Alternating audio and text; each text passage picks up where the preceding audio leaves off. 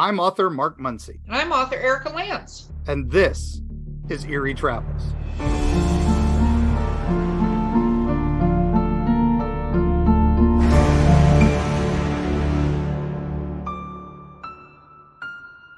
Greetings, travelers. Greetings, travelers. That time you didn't go too close to the mic, so I'm really impressed. I'm trying to keep it, where somewhere professionalism here. So we've got a special guest today, so I'm trying to up our game a little bit here. So Oh, now you're upping the game because of our awesome guest. I see how Right. it is. Yes, Whatever. that's what it takes. See, our guest probably doesn't know that you like going like this. Greetings, travelers. Which is just kind of creepy and weird into the mic. And anyway, okay. So, Mark, how are things with you? Doing good. We're prepping for the move. It'll be very, very shortly. So my living room looks like the end of Raiders of the Lost Ark, as we've said. And but it's even more so now because there's even more books. I've cleared out the Home Depot twice now for boxes. Wow. As I think what is officially you need 1,000 books to be considered a librarian. Yeah. And I've doubled that. So Oh, wow. Wow. Well, that's weird. That's what I'm going to say. That's weird. That's where I'm at on it. Also, the other thing that's happening is we are going to be at the Smoky Mountain Bigfoot Festival in Gatlinburg, Tennessee. Yes. That's coming up like in a couple of days from when this airs. Yeah, exactly. Exciting. I'm so excited. So come out and see us, and you can get Eerie Travels traveler swag and meet the amazing hosts. Will actually be in the same place at the same time, which is crazy. Yeah. Crazy. That happens so rarely, but hopefully a lot more sooner. But anyway. Okay, we will get to the guest now because I know we're into Mark fanboy situation. So, Mark, do you want to announce our lovely guest for today? All right. So, for those of you who haven't read the description on your your podcasting thing of choice, we when I first started writing the Eerie, Florida books, I reached out to one of my favorite podcasts at the time, was kind of new at the time, and asked if I could be on it. And the host generously brought us on, and we have been on that show, I think, more times than I've, except maybe this show. But I am very pleased to have with us the incomparably talented, amazing paranormal investigator, journalist, and just all around awesome person, and that is Shannon Legro of Into the Fray. Welcome, Shannon. Hello, you guys. Thank you so much for having me. And as we were saying before we actually hit the record button, it's just a lot of pressure to live up to, with all this stuff that Mark is saying. But it is true. He is one of the most oft visited guests on Into the Fray, and I wouldn't have it any other way. I did not mean for that to rhyme, but there you go. Yeah, it works. It works. That was very well done, actually, I will say. It's like you're a professional podcast host, unlike us. So, oh, stop it now. Mark, we are professionals on some level somewhere. Somebody would go, right. They're professional, So, Shannon, tell us a little bit about your show. So yeah, Into the Fray began, I think it was September of 2015. So we're going on quite a little bit now. It is a weekly show. It is multi-topic. So Bigfoot, UFOs, hauntings, also the one-offs and the strange things that you can't quite put your finger on. I think that Mark and I have talked about that in the past, that sometimes those are our favorite things. Bigfoot is probably my favorite subject as far as the encounters that I like to take in and the stories that I like to collate. I very loosely call myself a researcher or investigator. I'm more of a story collector myself. I have, of course, gone out and done the documentaries with Seth and the gang of Small Town Monsters. I love doing that. In that case, I do put the researcher/investigator hat on during those times. But other than that, it's kind of the full-time story collector. So yeah, Into the Fray is my passion. So Shannon, I have to ask, because Mark may already know this, but I'm going to go at this for everybody else, because Mark sometimes assumes on the show that everybody knows exactly what he does, and that's not the Everybody's case. Googled and read as much as I have, I assume. So. Yeah, none of that is true. We've talked about that. So my question for you is, what the hell made you go? You know what I want to do? I want to talk about UFOs. I want to talk about aliens. I want to talk about the stuff. I know why Mark went there. Like, he was born there. And so, but why did you choose to get into this arena? Yes, I was not born into it like Mark Muncy. He has the claim to fame for that one. Yeah. So what got me into strange things, it wasn't, and I didn't realize back then that I was like, hey, I'm going to start a show about this. That's not how the show started. But for me, I was 12 and I was in Duck Creek, Utah at my father's cabin. We all lived here in Vegas. I grew up here in Vegas. I'm in Vegas now still. But we would go out there summertime, weekends, and one of our favorite pastimes besides going fishing was going four-wheeling. And my dad had gone down into town to Cedar City. It's about 30 miles downhill. And he was gone for most of the morning. So we're like, me and my brother and my stepbrother's like, all right, well, let's go four-wheeling. Well, it was dry and dusty at that time. It hadn't been a lot of rain. It was likely then the summer. And I just didn't feel like wearing my helmet. And that's an important part of the story, because of the fact that if you're wearing a helmet with those darn goggles, the goggles are plastic and you can't see a whole lot very clearly. But it's for a reason. It's protect your eyeballs and your noggin. So I should have been wearing it, but I wasn't. Dusty day, I let the boys go out in front of me and I'm hanging back because of the dust. And this is middle of the day. It's like 11 o'clock or noon. I look off to my right, and running in the woods about 30 yards in or excuse me, 30 feet in. I've done that several times. 30 feet into the woods is 4 pitch black, what we now would call shadow people or shadow figures. Mm. And the way I tried to describe it is they were the deepest, darkest, blackest cutouts from the most starless sky. And then somehow they were darker than that. And I don't even know how that is possible. And with the sun shining, again, hard to impart this upon someone, but it's like the light couldn't find them somehow. Yeah. And they were moving their arms and legs, which immediately struck me as very strange for things that probably didn't really need to do that.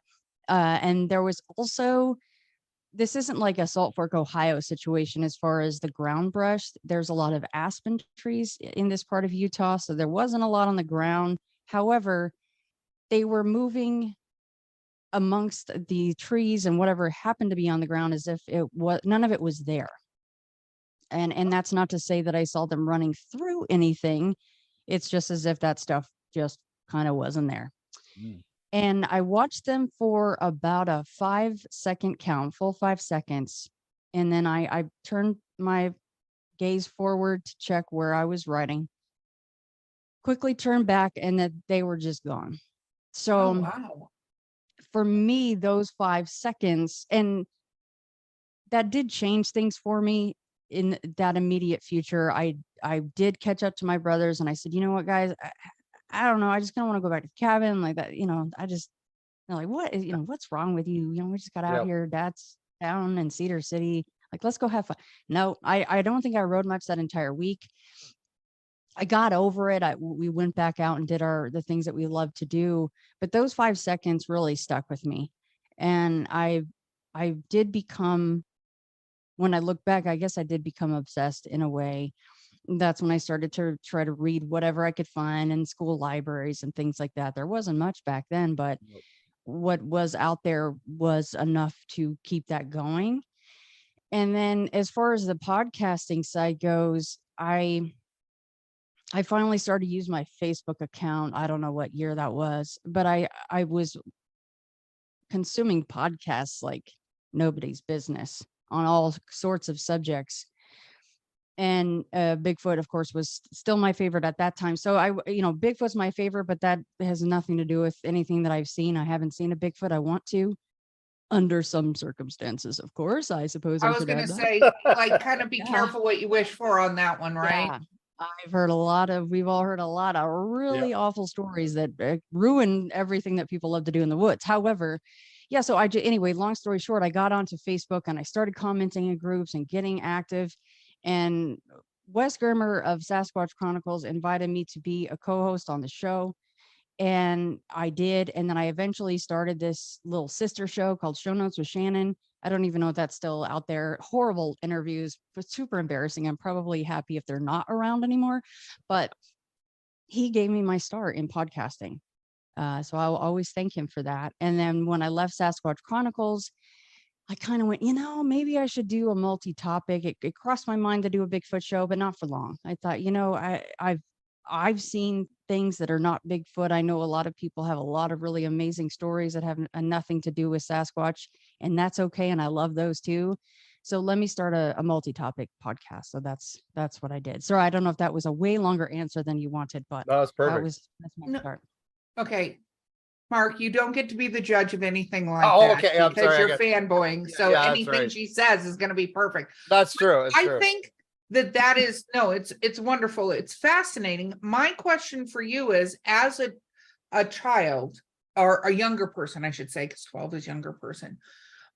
Did you find your people? Did you find ways to talk to people about it? Because one of the things we've talked about a lot on the show was the sort of discrimination against people who have encounters for things. Now, I'm not saying every encounter is correct and legitimate, but in their reality, they saw something, right?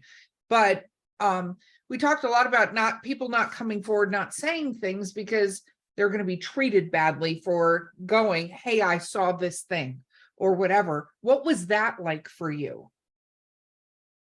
And Erika, you just brought up a very important part of the story, my shadow person encounter that I didn't even cover. And it plays into your question. When my dad got back from Cedar City, I told him, because he's like, oh, what are you guys doing home? I told him, I told him exactly what I saw. And I said, it really freaked me out. These were not people. I don't know what they were, but it really scared me. And to this day, and he still remembers me telling him, to this day, his answer has always been, those were military men doing military exercises. And that set me up for, well, you may not get much out of sharing your story because people are just going to dismiss it. They're going to go, well, I mean, yeah, you probably saw that, but here's what it is. I have an explanation for you. And you're kind of going, well, no, I know what I saw, and it was not of this world.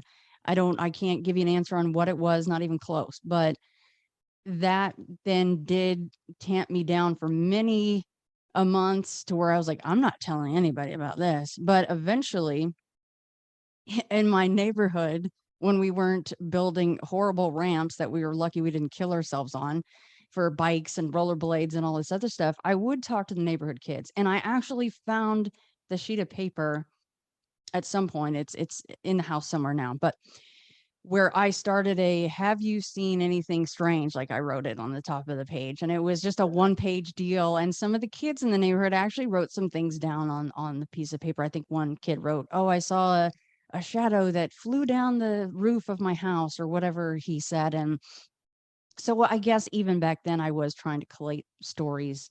And so maybe that's why the podcasting realm and doing essentially the same thing is such a natural fit for me, and why I love it so much. No, and that makes total sense. And I think it's, those are the kind of things that do stir passions about doing things. And so were you able to, have you seen those shadow people again, or was that the only encounter that you had? I don't know what they're called. Is that their name for those cryptids? Am I saying the wrong name? People works. Okay. Yeah, that's I think the accepted. I think Marie D. Jones, didn't she? Or no, I'm sorry, not Marie. Why am I blanking on her name, Mark? Who came up with the term shadow people? Was it Marie? Oh, I thought it was Marie Dumont, but it might have been. No, it's not. I can see her face. Never mind. That was a horrible part of the show. Let's That's ignore right. that I said that. Okay. That was Callie, a you waste need of to edit that part. No, I'm just kidding. everyone's time. Yeah, that was terrible. Sorry. The- So I did not see any shadow people after that. I have seen a couple of other strange things, but those guys have never made an appearance again. It's Have you been down interesting. that trail again? What was that, Mark? Have you been down that trail again? I have been in Ah. that area. I went there and I actually filmed a little a snippet for Patreon members and paid members to where Oh, I that's kind of right. took them on a tour of that area. So yeah, it wasn't, you know, what's funny, it wasn't strange or spooky to be out there again. And that was the strangest thing about that day. It was just a cloudless day, bright, sunny, having fun. And then all of a sudden, bam, there's just these total weirdos in the woods. And you're going, you are not from around here. I thought I knew what was out there in the world. And it turns out I really do not. I have no idea. Wow. Wow. Okay. So I love that. I love that. Let's talk about you're doing the TV shows, the monster shows, right? How Yeah, did you Small get Town into that? Monsters. Yes. Met Seth initially, of course, online, like we meet everybody nowadays. And we first met in person at a Finding Bigfoot town hall meeting in Ohio when I was still living in Ohio. I had a couple years where I lived up in Ohio. And we then just became fast friends. And it turned up that he's, you know, he's making movies and he says, do you want to be in a Bigfoot film and come out and do a little filming? And I'm like, well, yeah. So Bigfoot happened, some Bigfoot activity happened first as far as the filming goes. And then after that, we did the UFO, the hat trick UFO docs. So that was, and everybody knows Bigfoot's my favorite. Why is I Bigfoot your am, favorite? what's that? Why is Bigfoot your favorite? There's just something about the possibility of this up to, you know, 8 or 10 feet, some people say, but my goodness, when you actually take a tape measure 10 foot up, you're going, how in the world would that even be possible? But hey, I don't know, it could be. But, you know, 6 to 8 foot tall, hairy creature, man, thing, person, whatever you want to label it as, living this entire life and existence, family units, without being detected is just such an incredible, it is just the most fascinating mystery to me out of all of the mysteries. To me, yes, we did the 3 docs on UFOs. UFOs might be it is down on the list for me because to me, and I might be a little jaded because I'm in Vegas. I'm very close to Nellis Air Force Base, Area 51. I think that well over 90% of what we see in the skies can be explained by things that we have made. I do not feel that people give other human beings enough credit for what we can Right. not only come up with, but hide. I know the government sucks at a lot of stuff, but they might be capable of hiding some things. So for me, the Bigfoot subject is just, it's so, also it's just such a fun subject because you can go into the woods and you can try different things that you've seen online or even seen on a TV show. I mean, we did a little swinging a glow stick once in Salt Fork State Park, but because we had seen it on Finding Bigfoot, and you can laugh about that show all you want, but it has brought so much awareness to the Yep. subject more than any other Bigfoot TV show. So that's, I think, why people like to hate on it because they didn't come up with that format. Well, sorry guys, you didn't. Yep. So we took that idea from that show and we actually got a whistle that to this day, I still really, that was the thing that I actually heard with my own ears that made me go, oh my gosh, these might actually be out here. And that's not to say that I didn't believe all of the people that I had talked to for years prior to this whistle happening, but it's so different when it happens to you. And you're like, Yeah. oh, that's not a bird. That's not a person. There's no way they could have snuck in on us like this. And you're going through all these iterations of how and what it could have been. And I could come up with nothing. And I was with someone, my partner, and he's not a Bigfoot person or a ghost he's very supportive of what I do. Even he was going, I don't know what that was. Yep. And that's when I'm going, okay, we really had something there. And it was just one silly, amazing whistle. I think it was a 2014 in Salt Fork State Park. And I can't explain it to this day. So yes, again, long-winded answer. I apologize. But that's No, why it's okay. Bigfoot to me is just so, you could just basically, you can put your hands on it a little more. You can go out, you can get in the woods and try these different things. And granted, your mind does play tricks on you a lot when you're in the woods, especially once Very much. darkness falls. But you'd be surprised how loud a raccoon or a squirrel can be in some ground brush. And that's why a thermal imager, I think, is the number one tool if you can get your hands on one to take out Bigfooting, right, Mark? Yep. That was we heard this crazy howl one night and scanned, and it was a bobcat. But man, if we hadn't had the thermal imaging, we were like, oh man, we've got a banshee, yeah, on Right. tape. And Well, it's interesting because there was a recent article about a noise that a mountain lion was making, and I cannot remember exactly, but it was like a really weird, like, no, it was talking.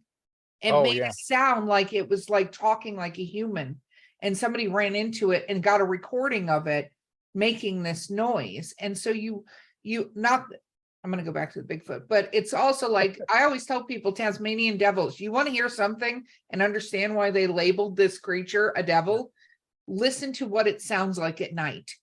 Like, you would never go into, first of all, I don't think anyone should ever go into the wilderness of Australia or anywhere in Australia, because I feel like somehow the globe went, you know what we need to do? Make a Let's death put zone. everything horrible on this one island. Let's do it. Like, it's The rest are in Florida. yeah, they're so scary. But the Tasmanian devils make this noise, and I think everybody listening right now is going, Google Tasmanian devil. Like, it's a noise. Maybe Yeah. if you're lucky, our lovely producer will cut it in. But my question to you is, what do you think a Bigfoot is? Like, what do you feel like it is? We talk a lot about it because we've had listener stories about things that have happened, and they ask us what we think it is. And I have my own theory about, either dimension sliding or nature spirits, right? Because it's not like there's just a quantity of them about the place. There are ones, but they seem to be in certain locations and that sort of thing, right? So what is your thoughts on what a Bigfoot actually is? Yeah, that's a huge question. And it's one that if I have a guest on and they're talking Bigfoot, I always try to close with that, because I'm like, well, you've seen one, no one is an expert, but you've at least seen one and you have a little more information than I do. And the answers run the gamut. And unfortunately, I am much the same. And I find myself flip-flopping depending on who I've spoken to that day, that week, that month, whatever it might be. Yep. I don't know. And I feel like, how deep does the rabbit hole go? Could there be, and this is going to get real rabbit hole right now. I love that. But let's do it. Rabbit Rabbit yeah, hole. hole trail. Let's do it. There's going to be some hard eye rolls out there. I can hear the eye rolling in the socket. But Okay, well, let's do this right before you start. Let's do our break, and then it's, I'm not going to say eye roll time. It's epic adventure time. Yeah, let's do the rabbit trail. Okay, Do we'll it. be right back.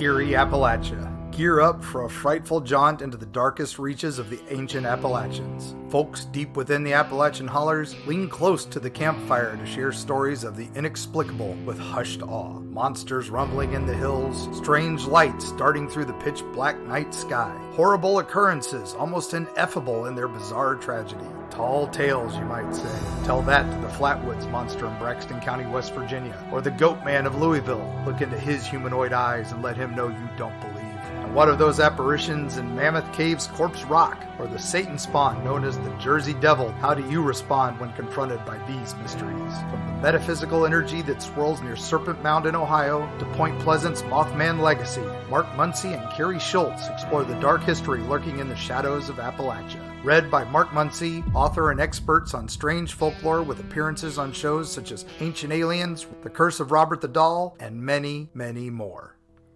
Greetings, mortals and others. I'm Dick Terhune, the voice from hell. I work with haunted attractions all over the US, Canada, and Europe to increase audiences and enhance their experience with highly effective commercials, narrations, animatronic character voices, whatever your dark heart desires. Let me help you do more, scare more, profit more. Find out more at Voice from Hell on Facebook and at voicefromhell.com.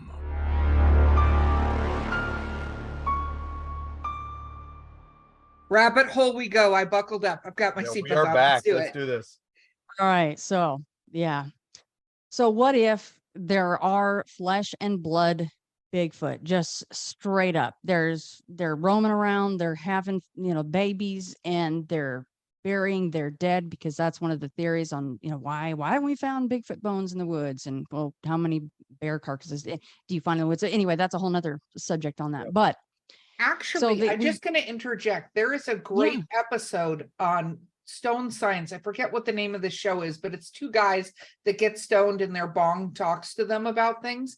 And they talk about the fungus in the forest and how it pulls down the bones and stuff like that to feed the trees. Just throwing that in, because I think that's what happens to a lot of this stuff, because it's, food. Anyway, continue on.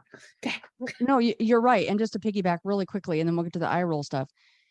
I think it was Cliff Barackman was talking about the fact that an elephant, a full-size elephant, can pass away, and everything, having every single bit of anything having to do with that elephant, can be gone in 5 to 6 months. And that's incredible on something that big.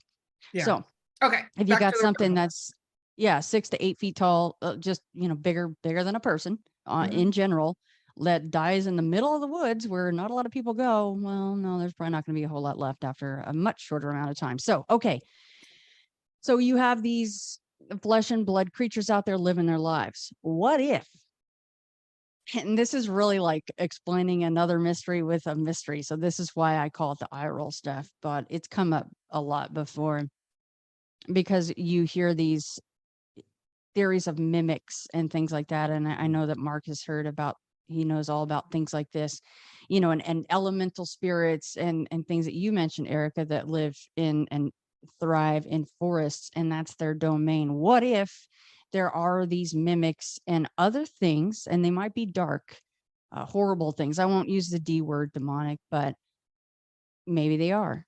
What if they can in fact take form of a Bigfoot or anything that they want, and then a person sees there's a Bigfoot, but then unfortunately, it had essentially just appeared there, but while it was there, it was physically there. It did make a footprint, it did create a tree structure, it did knock on a tree, but then it's gone. Well, then unfortunately, all the flesh and blood Bigfoot get labeled this, poofing, traveling, dimension hopping, can pop out of the sky and leave the same way. Now, again, that is a real far stretch, and that is explaining a mystery with another mystery, but it has been postulated. I just think that, especially after what I saw running in the woods, there's just a lot of stuff out there we just don't understand. And I would imagine that those, I thought that I was just glimpsing into a world that was just literally, they were running parallel to me, but I felt like the best thing I can explain it is I was just glimpsing into a parallel like dimension or something that's very laughable, but they prove that there are other dimensions. And I just wonder how much of, if something like that comes in and can take another form, why wouldn't they want to come in and kind of play with the hairless things in the woods? It would be quite entertaining to see people cowering by their campfire or packing their things in quick succession and hightailing it out of the campsite and there to return again to the woods. I don't know. I personally, I do not know what they are. I would love for them to be flesh and blood so that maybe one day we figure out what they are. And I do not want them. I think Mark and I have talked about this before. Yep. I do not want to see them at zoos No, or anything horribly sad like that. All you have to do is go look at gorillas and zoos and you'll want to just curl in a ball and cry. It's horrible. But to not be part of the Cookie Clan and to kind of go, haha, we told you there was Yeah. something going on here would be pretty darn cool. as we like to call conspiracy theories on our show, we call them spoiler alerts now. We call them spoiler alerts. I love that.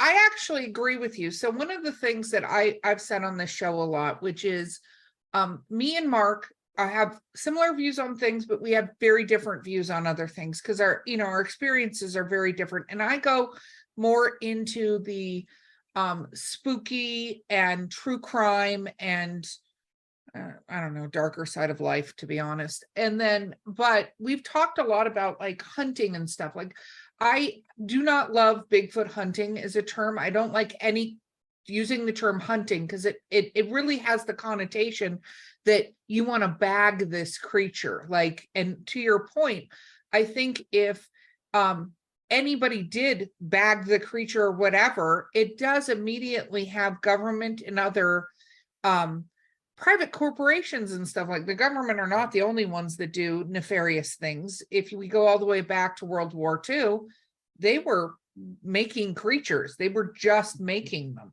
right? And trying to bring back prehistoric creatures and stuff like that. They obviously had never watched the Jurassic Park movies, so they don't know how that ends up, because I feel like that is literally a field book to what would happen if you decided to bring back creatures from that time period. But I hope that whatever proof ends up occurring and whatever acknowledgement of what these are, it is not somebody having trapped the creature or caught the creature or found a way to find the creature like that. And more, it's just a very good encounter that is documented in a way that has the evidentiary proof, that sort of thing. That's my hope. Let's get some Diane Fossey stuff out there. Yeah, kind of Right. situation, so that that's what I hope, so that nobody does exactly the point, whether it's a zoo or a corporation or something trying to make the money that they would try to make off of having caught this creature, because that's what's going to happen. It's not going to be about, this is cool, we want to interact. It's going to be, how do we make Benjamins off of this situation? Well, Right. your most recent documentary with you and Lyle Blackburn was the American Dogmen, and so tell me about that and your experiences with that project. Well, let's start with, Mark always goes way in advance. What is a dog man? What is that? So you don't get to say, Mark. Shannon gets to say, but what is a okay. dog man? Well, no, I don't think Mark and I have ever talked about a dog man. Can I hear Mark's interpretation and description of dog man? Be prepared to cut him off. Go ahead. Yeah, I'm on a leash this round myself. So, for those not in the know, Dogman is a potential offshoot of the Bigfoot investigations have turned up these things, and every person I've talked to who's seen one will tell me flat out, I know this sounds crazy, but that's how they always start. That's how most cryptid encounters start. I know this sounds crazy, but it looked like a freaking werewolf. Only they don't say freaking, they use Erika's word. Fucking. So It's fucking. That's the word they use. Yeah. So, Okay, you're welcome. all right, Continue but and they swear, it gives them a sense of fear. It gives them this just primal terror, usually hits them in their chest, and they just can't move. They panic. It's almost like we talked about with our shadow creatures and stuff, where you just get that sense of dread. You do not want to mess with this. And so that's a common occurrence. And I've got a lot of Bigfoot hunters who are now giving more credence to Dogman than Bigfoot. And then I've also got a few more, Dogman hunters who are now like, I don't want to see one again, because I've just, that hits me so bad. It shook me to the core. So, But anyway, yeah, Shannon, you just did this project for Small Town Monsters, so let's talk about that. Yes. Texas dogman / werewolves. And I have to say, and you use that term as well, right? Because, and it's a perfect segue, because the witness said, I saw a freaking werewolf. Now, they said that because they don't know how else to describe it. That right. is just they've seen movies or whatever it is. The werewolf has been something in the lexicon for many, many years. So that's the lens that they're looking at that through, and that's how they want to describe it. So for our purposes, for our doc, and for Aaron's book, it's a doc based upon the research in his book. It is just an interchangeable word. We're not saying that these are people like Jack Nicholson that go out under the full moon and change from a person into this creature. No, that's not what we're doing. It's just, it was, as Aaron said, even in the interview I did with him on Into the Fray, he said, I just didn't want to use the term dogman 16 times in a paragraph. And besides that, the person didn't call it a dogman. They called it a werewolf or a hyena. You know, we had people that say it was just a massive hyena, and that was their term for it. That's the closest thing that they could come up with for that. So yeah, we went to some hot spots for the documentary. And Texas, I mean, there's a lot of weird stuff in Texas anyway. A lot of weird creatures. You got you got things that have no hair, that they have mange or whatever it might be, and that's the chupacabra. Don't ask me. Maybe it is. But as you said, with the dogman, across the board, almost 100% of the time, these are not good encounters. Sometimes they have that feeling in their chest before they even see it, which to me, that is our most primal instinct just kicking in and knowing. I've had several people on the show that said they could sense that something really bad was around before they even saw the dang thing. And once they did see it, it changed their lives, not for the better. It didn't make them want to go out in the woods more. It made them want to actually move to probably a place where I'm at in the middle of the desert in very urban area.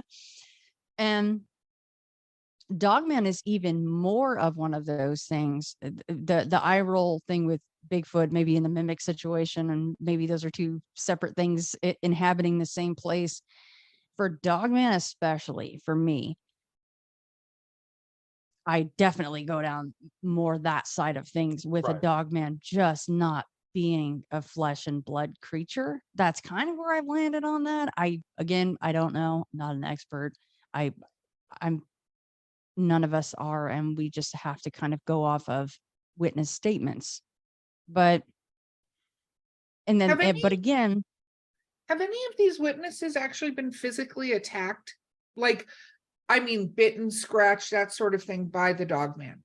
I'm just curious, because we talk about howling, we talk about, like with Bigfoot, howling, tree shaking, throwing rocks, like there's a myriad of things. But what I think is sometimes interesting from me, who's not as into these as you two are, is have you actually been touched by these creatures? Like, have they actually done anything? Which is interesting and lends itself to your perception on the demon, fairy, spirit, entity, whatever we want to call it, right, side of things. Like, did they touch them? I'm sure Mark is doing the same thing I am. I'm like trying to think in my gray There's matter. Have a I couple, come across? Yeah, there's a couple where there have been some physical interactions, but and again, violent, and mostly Land Between the Lakes had some recent investigations with that, and they've had some issues. But again, nothing definitive, nothing caught on film. It was like the attack happened, and then they saw the thing running away.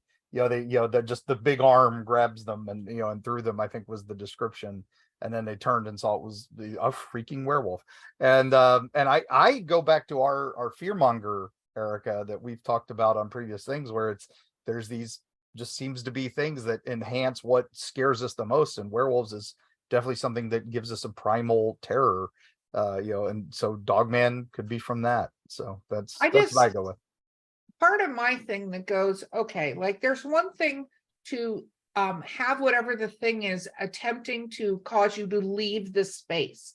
Like Bigfoot, one of the things I've taught, that's why I kind of go nature, spirit, whatever, is like they seem to show up to scare, your point, the people camping, the people investigating, the hikers, whatever, the hell out of the area. Like, get out of this space, right? I don't want you here. Versus I always wonder with some of the cryptids that are like, it attacked Mothman, for instance, attacking the car, that sort of thing. I go, okay, that's different. That has that physical substance to it versus I attack, because no offense, if a werewolf is going to attack you, we've seen literally every movie, read all the books, like it doesn't just push you and run away. Like that's not its thing. It doesn't just do that. So I'm just curious to the fearmonger at that point, and I could be completely wrong, of course, but going, is this thing something that is more mental than it is physical, really? Well, and to piggyback off of that, Erica,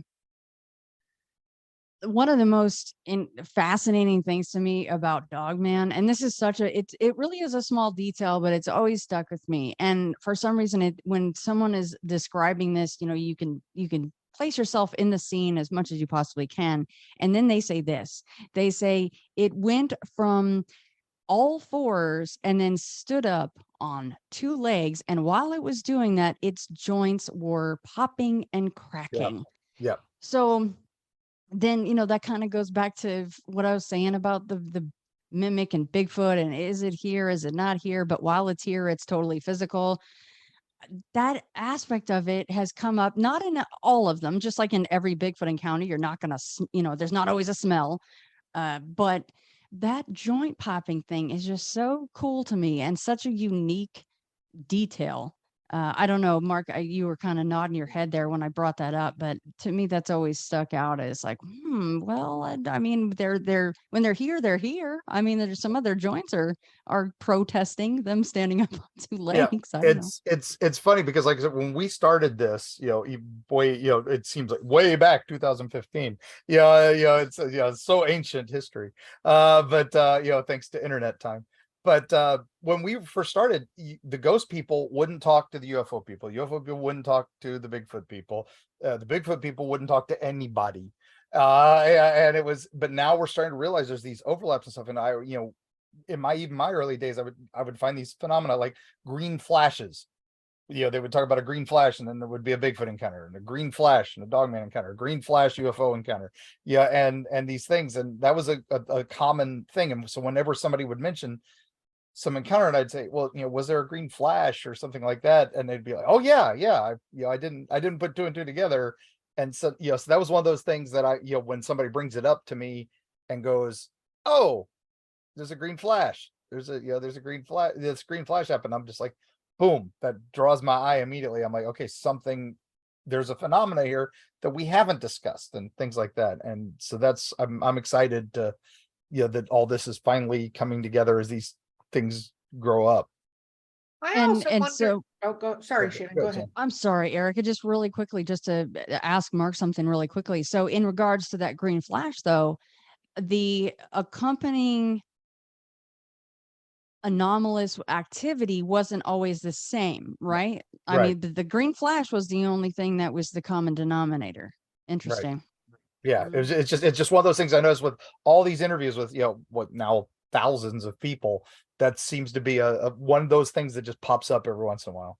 So, which lends itself to something I don't hear a lot of people talk about, which is magic and shaman type magic and things like that. Because in history, if you look at the history of even all the way back to like cave drawings and Egyptian things and stuff like that, they talk about people. I'm just throwing random crap in here and people are going to be like, what the hell is she talking about? But, you say things like, okay, we're going to do this. Is how much of this could also be related to, I use the term magic, but that sort of situation and going along with the creating the fear, creating the situation, what would make that real? I'm curious if there are protectors that do that kind of thing too, just to add even weirder stuff into this. Not the UFO, because I'm a firm believer that we are not alone in the world. I also agree with you that every UFO sighting is not a thing, but me and Mark talk about this all the time. We are this close to something legitimately being documented. I feel like the thing that happened in Vegas, which I do want your comment about recently, like we're so close to that sort of thing coming out. But I kind of wonder if there's some of that too, like what the previous tribes and stuff believed, because they did worship certain, not just God, and I'm not saying religion, but they entities that did certain things and protected and blah blah blah. So I wonder, because you go green flash, is that coming from another dimension? Is that being summoned? Is it like, what is doing that? Okay. That was my weird rabbit hole. Did everybody enjoy the ride down there? That was a fun one. I mean, no, right. Like it's no different than what I was postulating with Bigfoot's weird enough, but let's add something also strange mimicking a Bigfoot, which, like it's no different than that. So I don't think anything is too crazy and everything should be on the table.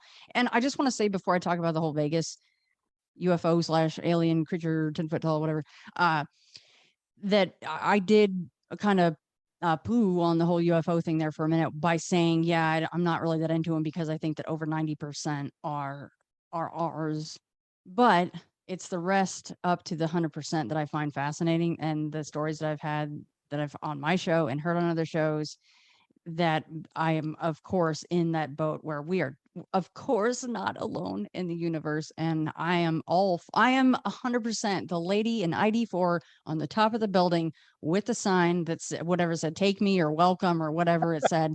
I am that chick 100%. So, okay, now the Vegas thing. So yeah, I'm curious, and just real quick for the listeners who maybe, because we talked about this in a previous episode, where there is the 911 call to the police department about the crash in their backyard. They're describing large things getting out of the crash. There is the police body cam and stuff that was cut, like there are chunks of things missing out of whatever they released body cam footage wise. And then of course there's all the doorbell cameras that were released, and there are some supposed cameras from other angles that caught something happening, movement and stuff like that. So, and then there was cameras installed later at the location to like keep an eye on the location, which was very weird. So yeah, so there's all these things. So, but you're there. So talk to us about that, because we're in other places to hear and see these things. Well, I mean, I am here, but I'm in the same boat as you guys. So okay. So Mark, I didn't know that. So the footage that was captured and eventually released to the public, and by the way, might I start, sorry, I'm always digressing, but very important to say this. For a time, there was a creature video of this damn thing crouching. It was obviously not Las Vegas either. It just blows my mind. yeah, But people just believe whatever's on. Okay. So anyway, there was a huge creature crouched down. Great CGI, by the way. Awesome, by this fence. yeah, whoever did And it was, yeah, it was great. A huge high five, but God damn it. That had nothing to do with Las Vegas, but that went viral as well. So that's out of the way. That had nothing to do with it. That was not one of the creatures that these people claim that they saw. But the fact that the cameras were installed after all this hubbub and then there was stuff captured, I'm going to go to my side again, my skeptical side, and go, well, I don't know. That doesn't really excite me too much because it happened after. And that thing, I mean, their story went absolutely viral. That hit like mainstream media. And then I did see something, and it's not like I went and verified any of this stuff or know the people or could drive to their house or know for sure. But I did see something where one of the police officers claimed that they went back out there and they looked at the circle that was in the dirt on whatever part of the property that was, and that they said that they could tell that it was shoe drag marks, like someone had just taken their heel and created that circle.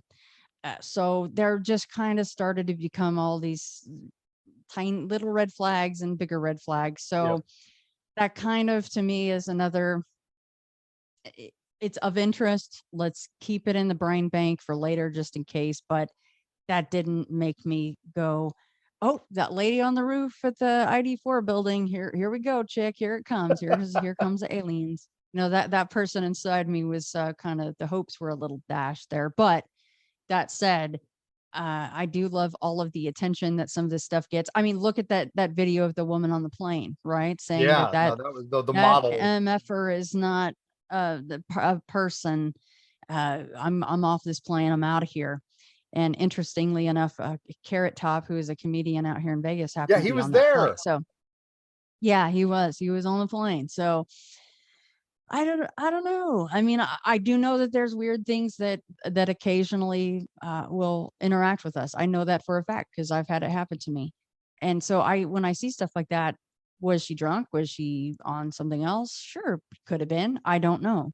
The cops that got her off the plane seemed to think that she wasn't drunk, but and so I don't try to poo-poo anything outright, but I definitely have a big skeptical lens when it comes to, especially when she started talking about videos that go viral or 911 calls that go viral.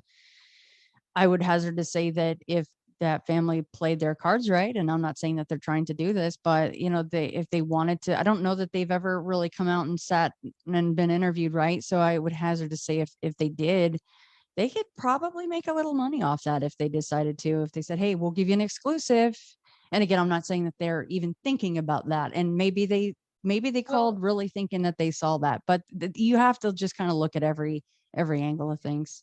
Yeah. It's true. The only reason I thought that was interesting was the amount of doorbell cameras, and there were several that caught some bright thing happening at that time all around that particular location. And I'm the not saying what it was, officer- no idea, Yeah. but there was, like, we start having those things. And then when they release the body cam, they're cutting pieces out. Like when that kind of stuff happens, I go, okay, are you trying to, because it's not the people at the house cutting that out, it's the police department cutting it out, right? So you guys are just adding to this whole thing by releasing it and releasing, like, oh, here's the body cam footage, and then you have to actually look at the date timestamp to go, wait a minute, that just jumped 30 minutes. Like that was, not even a little bit. So, and at the same time, it is interesting that this family has not come out and done this whole capitalize on it. If you're doing it to get that sort of thing happen, you continue with the capitalization of it. I just think it's interesting. And even this woman on the plane, we talked about that a little bit in an episode where we go, is this, was she drinking? Is this drugs? Is it a mental situation with her? Or who knows what sparked somebody to go this, because she didn't go, hey, I want you to move seats, right? She felt the danger was imminent enough that she wanted off that plane. So who the heck knows? What I told Mark, which I thought was interesting, which again leads to this conspiracy theory or whatever, is nobody did a picture of this actual person that she is saying that she had to get away from. Yeah. There's not one clip of that. Everybody was filming that whole time. I don't understand that. Why nobody That's my turns point, around, to see what she's talking about. She's pointing like several times, and everybody's filming her because she's the entertainment. And it's like, oh man. But and I go, how do you not? Because I don't know about you guys, I would be like, what the hell is she talking? Like that. Yeah, exactly. Like she's interesting. It's a non-human. Whew. Yeah, exactly. And real. it's meat sleeves. All right. Yeah. So Shannon, now my other thing is you also do books now. You've co-written a couple books. So Erika also co-hosts or hosts her own podcast called Drinking with Authors. So so tell us about your books. Absolutely. So G. Michael Hoff, he's a best-selling author of fictional works. He does post-apocalyptic, dystopian, and westerns. Very popular. He's a very talented author. He came to me years ago and said, "What do you think about putting some of your encounters off of your show into books, nonfiction?" Of course, these are the people that come on my show. That's their story. They're saying this happened just like the rest of us. This is my story. And I said, that sounds like an amazing idea. So that is what we did. We we got permissions from certain stories and certain listeners, and we included those in Beyond the Fray Paramalgamation and Beyond the Fray Bigfoot. And of course, those are available wherever fine books are sold. Very, very cool. And we'll put all the links to everything in the notes so everybody can find your show, find all of this stuff about you, which means the show note is going to be like 5,000 characters long. Yeah, I understand that. It's sometimes the editing is as long as putting the show notes together, you know? Yeah. Luckily we have a producer, so we're just the talent. That's nice. Yeah. We're just mainly because we don't know how to do it. It's really not because we think we're better. It's like that scene from Zoolander where they're just banging on the computer. That's what would happen. It's not a pleasant situation. Yeah, it would definitely be very skunk apey. But Yeah. let's see. But now let's see. What have you got coming up next? Are you doing another Small Town Monsters, or are you allowed to talk about that yet? Or Possibly, but I probably am not allowed to say what it might be on. But yeah, there's definitely some things coming up with STM at some point, and then just plugging away at the show. As you guys know, it's a lot of work to do the shows and put those together, but we all love it. It's why we do it. So it's mostly just working on Into the Fray and and you can collecting join those stories. your insiders. That's your Patreon, correct? So yeah, thank you. Yeah, I have Into the Fray on Patreon in case anybody wants extra episodes. Plus, I do a lot of video chat stuff over there. And then I recently went into doing Apple Podcast Premium in case anybody, people love Apple products. So I just thought, well, let me put all the bonus audio content over there on Apple Podcast Premium as well. So lots of Into the Fray out there. If you happen to like me that much, that's pretty amazing. So thanks to anybody that listens at all. Very people listen. People love you. Like, I'll tell you, if Mark's even a 10th of yes, people absolutely love your show and everything you do. It's dedicated Thursday night listening. So I'll tell you that. So yeah. But, thank you. And I will be back on again soon, I promise. So thank you for coming on our show. Oh my gosh, we've been trying to get you on since day one. So thankfully the stars aligned and we were able to get this to work out. So oh, thank you guys so much. And by the way, Mark, people have been kind of emailing like, hey, isn't it time for Mark to come back on? Where's Mark and Carrie? So yeah, everyone's waiting with bated breath. So whenever you're ready, the doors of Into the Fray are open for you. Nice to know. Well, we will be back soon. I promise. We got to, as soon as we move around, we've got more kudzu kelpie to catch up on. So oh my gosh, yes, one of my favorites after all these years. I mean, because it really is an ongoing story and a crazy corroboration. It pretty much premiered on Into the Fray, so that's where I finally was able to talk about it. So we'll definitely do that. But thank you again for joining us, and it was wonderful to finally meet you. It is awesome. You too, Erika. Thank you guys both. And we will all get together at some point for a travel, I promise. So, but yes, thank you all so much. Definitely tune in to Shannon. Follow, like, and subscribe her. Follow, like, and subscribe us. Share with your friends and family and all those people that don't believe. Drag them into this. Let them listen. Hey, we're not forcing you to believe. We just want you to hear the arguments. So, but if nothing else, it's entertaining. Exactly. That is right. All right. Well, gang, thank you so much again. Journey into the fray, and we will see you on the other side.